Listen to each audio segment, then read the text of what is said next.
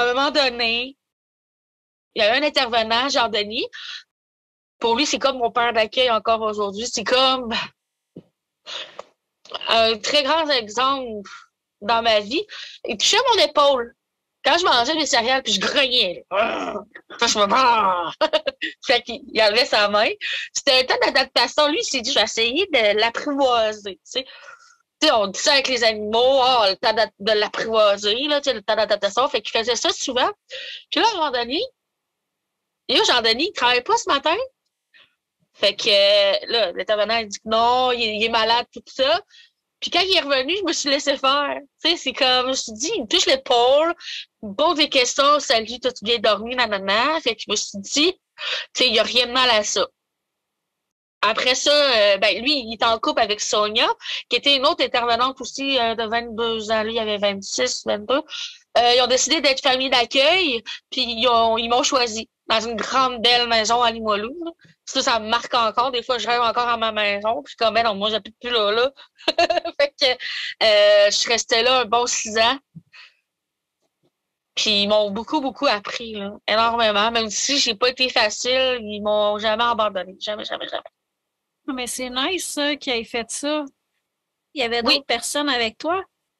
5 enfants.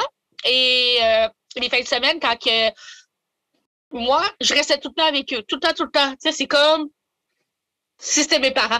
Moi, je disais tout le temps à mes amis, OK, je vais demander à mon père et à ma mère, puis ils n'ont jamais dit, appelle-moi pas papa, maman. Avec eux, je disais Sonia Jardini, mais au téléphone, je disais papa, maman. Tout le temps. Je vais demander à mon père, je vais demander à ma mère. Tu sais, puis les autres, ils allaient toujours chez leurs parents les fins de semaine. Fait qu'il y avait 2 autres jeunes qui venaient les fins de semaine de répit qu'on appelle.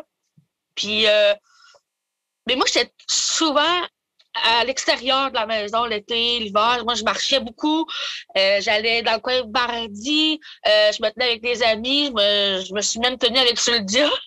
Fait que j'avais beaucoup d'amis dans le coin de Bardi, autant toutes les sortes d'origines. J'ai jamais eu de comportement raciste ou déplacé envers personne. Puis, j'étais souvent dans ma bulle. Par contre, tu sais, je pouvais discuter avec les jeunes, mais c'était des jeunes avec des gros problèmes de comportement. Mais moi, je m'éloignais de ça parce que je préférais me concentrer sur moi-même. Je sais pas si tu comprends ce que je veux dire. Pas être trop dérangé. C'est ça. Puis, c'était le fun. Ils n'ont jamais pensé à m'abandonner rien. J'allais, par exemple, c'est vrai, le temps que j'étais en foyer de groupe à Limoilou, et quelques temps chez Sonia Jean-Denis, des fois, j'allais à la famille d'accueil de répit au lac Beauport, mais ça a été difficile là aussi. Un peu parce que il y a la mère qui est assez comme eu des problèmes avec son conjoint, puis elle a tombé dans l'alcool. L'alcool, fait qu'à un moment donné, j'ai dit à Sonia, pendant que j'étais en train de faire une pratique orale pour mon examen de français, je dis, je suis stressée, Sonia. Il faut que je te parle de quelque chose.